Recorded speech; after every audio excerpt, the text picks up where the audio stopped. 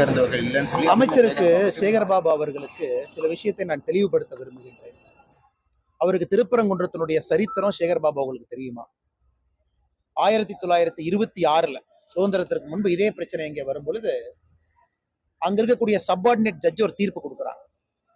திருப்பரங்குன்றம் கோயில் எந்த டவுட்டுமே இல்ல, தேவஸ்தானத்துக்கு சொந்தம், மலை யாருக்கு சொந்தம், அந்த பகுதிக்குள்ள அரசு நிலங்கள்ல இருந்து அரசுக்கு சொந்தமான 1926 கொடுக்கப்பட்ட தீர்ப்பு என்பது மிக தெளிவா இருக்கு. திருப்பரங்குன்றத்தை பொறுத்தவரை அது முழுமையா கோயிலுக்கு சொந்தம்.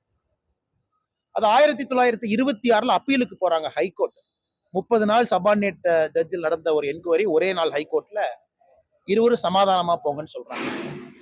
1931 ஃபைனல் பிரிவி கவுன்சில், அதான் highest law of the land. Privy council என்ன சொல்றாங்கன்னா, இது மிக தெளிவாக, இது முழுமையாக சபார்டினேட் ஜட்ஜி கொடுத்திருக்கக்கூடிய தீர்ப்பை ஏத்துக்கிறோம், இது முழுமையா கோயிலுக்கு சொந்தம், அதோட பிரச்சனை முடிஞ்சது. அதன் பிறகு ரயில்வேஸ் அந்த கோயில் இருக்கக்கூடிய பாறையெல்லாம் உடைச்சு அதை மைனிங் பண்ண முற்பட்ட பொழுது கூட திருப்பரங்குன்ற கோயிலுடைய அத்தாரிட்டிஸ் அதை தடுக்கிறாங்க. நான் சொல்றது ஆங்கிலேயர்கள் காலத்துல. இன்னைக்கு ஆங்கிலேயர்கள் இந்து மக்களுக்காக தற்காத்த ஒரு கோயிலை இப்ப இருக்கக்கூடிய அந்த திராவிட கும்பல், குறிப்பாக திராவிட முன்னேற்ற கழகம் அதை கொடுப்பதற்கு தயாரா இருக்கிறது தான் வேடிக்கை. அதனால சேகர்பாபு அவர்கள் முதல்ல இதெல்லாம் பேசுறதுக்கு முன்னாடி 1931 பிரிவி கவுன்சிலுடைய தீர்ப்பு எடுத்து ஒரு படிக்கட்டும். இன்னைக்கு புதிதாக இன்னொரு மதத்தை சார்ந்தவர்கள் இதை பிரச்சனை ஆரம்பிக்கிறாங்க. மேல காவல்துறை அனுமதிக்கிறாங்க, அங்க போய் சாப்பிடுறாங்க, ஆடு எடுத்துட்டு போறாங்க, ஒரு மக்களால் தேர்ந்தெடுக்கப்பட்ட எம்பி எடுக்கிறாங்க. ஒரு எம்பி மேல நடவடிக்கை எடுக்க துப்பில்ல அவருக்கு. இன்னைக்கு சேகர்பாபு அவர்கள் வீர வசனம் பேசிட்டு இருக்காங்க. சட்டத்துறை அமைச்சர் ரகுபதி சொல்றாங்க இரும்பு கடம் கொண்டு அடக்குவோம். நேற்று நீங்க அடக்கின லட்சணத்தை தானே பார்த்தோம். தமிழ்நாடு ஃபுல்லா உங்க காவல்துறை எங்க போய் யாரை பிடிக்கணும்னா, சாதாரணமா பெண்கள்கிட்ட குழந்தைகள்கிட்ட யாரு தவறு பண்றாங்களோ அவங்கள போய் பிடிக்கணும். அந்த காவல்துறைய பாரதிய ஜனதா கட்சி கிட்டத்தட்ட 350 பேர்த்துக்கு மேல வீட்டுல நைட்டு 2 மணில இருந்து காவல்துறை அங்க போட்டு அவங்கள கைது பண்ணி வச்சிருக்கிறீங்க. நன்றி சொல்லிக்கிறேன் காவல்துறைக்கு. ஏன்னா அந்தந்த ஊர்ல பாரதிய ஜனதா கட்சி தலைவர்களை நீங்க பெருசா வளர்த்திக்கிட்டு இருக்கீங்க.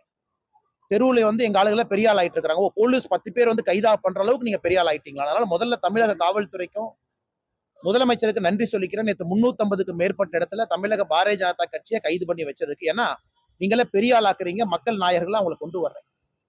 அதே நேரத்துல அந்த காவல்துறை எங்க பயன்படுத்தி இருக்கணும்? 4 மணிக்கு மதுரை மெட்ராஸ் ஹைகோர்ட் பெஞ்ச், மதுரை பெஞ்சில தீர்ப்பு வந்த பிறகு எங்க போச்சு உங்களுடைய கௌரவம், உங்க வீரம் எல்லாம்? 1 மணி நேரத்துல மக்கள் சேர்ந்திருக்கிறாங்க. தீர்ப்பு கொடுக்கப்பட்டு 1 மணி நேரத்துல மக்கள் நிக்கிறாங்கன்னா எந்த அளவுக்கு தன்னெழுச்சியாக மக்கள் வந்திருக்கிறாங்க. ஆனால் சேகர்பாபு அவர்கள் முதல்ல சரித்திரத்தை தெரிஞ்சுக்கணும். வெறும் காவி வேட்டியை கட்டிக்கிட்டு பட்டையை போட்டுக்கிட்டு நான் முருக பக்தன், நான் சிவபக்தன் சொல்லி தெரிஞ்சா மட்டும் பத்தாது. சேகர்பாபு அவர்கள் உண்மையான ஒரு சனாதன தர்மத்தை நம்பிக்கை இருக்கக்கூடிய மனிதர்னா, சனாதன தர்மம் இந்து தர்மம் வேறுபடுத்தாதுங்கண்ணா. இஸ்லாமியர்களாக இருந்தாலும் நம்ம சகோதரர்கள் தான். ஆனா இதுல பிரச்சனை ஆரம்பிப்பவர்கள் யார்? இத்தனை காலமாக அமைதியாக இருந்த திருப்பரங்குன்றத்துல பிரச்சனை ஏற்படுத்தி இருப்பவர் யார்? இதை முதல்ல சேகர்பாபு அவர்கள் ரகுபதி அவங்க இரும்பு கடத்தை கொண்டு அடக்குவோன்னு அந்த சீன் போட்டு சுத்துனீங்கன்னா உங்களை எப்படி அடக்க முடியும் என்று எங்களுக்கு தெரியும். அதே மாதிரி நாங்கள் அடக்கி காட்டுவோம். அதுக்குள்ள போக வேண்டாம்னு நினைக்கிறேன். அதனால வார்த்தையை பயன்படுத்தும் பொழுது ரகுபதி அவர்கள் வார்த்தையை சரியா பயன்படுத்தணும். இன்னைக்கு எம்எல்ஏவா இருக்கேன், அமைச்சரா இருக்கு. எத்தனை நாளைக்கு எம்எல்ஏ அமைச்சரா இருந்துருவீங்க? நாளை காலையில் இருந்துருவீங்களா? அதனால எம்எல்ஏவாக இருக்க, அமைச்சரா இருக்குன்னு சொல்லிட்டு இந்த வாய்க்கு வந்ததெல்லாம் பேசுனீங்கன்னா உங்களை எப்படி அடக்க வேண்டும் என்பது எங்களுக்கும் தெரியும். நாங்கள் அதை செய்தி காட்டுவோம். மக்கள் பிரதிநிதியா இருக்கிறீங்கிற ஒரே காரணத்துக்காக மரியாதை கொடுக்குறோம். அந்த மரியாதையை தற்காத்து கொண்டு பேசுகின்ற வார்த்தைகள் சரியா இருக்கணும். அதனால இரும்பு கடம் கொண்டு அடக்குவோம். இவங்களாம் தப்பு பண்ணவங்களா? இவங்களாம் கஞ்சா வித்தவங்களா? இவங்கெல்லாம் பெண்கள் மீது கை வச்சவங்களா? இவங்கெல்லாம் முருகபெருமானுக்காக பக்தர்களாக அங்கே திருப்பரங்குன்றத்துல அந்த பகுதியில கோர்ட் அனுமதி கொடுத்த பிறகு அங்க சேர்றவங்க எப்படி இரும்பு கடத்தை கொண்டு அடக்குவீங்க? அவங்களாம் தப்பானவங்களா? இன்னைக்கு நான் முதலமைச்சருக்கு சொல்றேன், தமிழகத்துல லோக்சபா ஒரு கேள்விக்கு பதில் சொல்லியிருக்கிறாங்க. எந்த அளவுக்கு தமிழகத்துல கஞ்சா புழக்கம் அதிகமா இருக்குன்னு அதை நான் படிக்கிறேன், கேளுங்க. அதெல்லாம் கவனம் கொடுங்க. 2021 தமிழ்நாட்டுல NDPS யாரெல்லாம் போதைப் பொருள் விற்கிறாங்களோ மொத்தமாக 2021 போடப்பட்ட வழக்கு 9632 பேருக்கு மேல வழக்கு போட்டிருக்கோம். NDPS case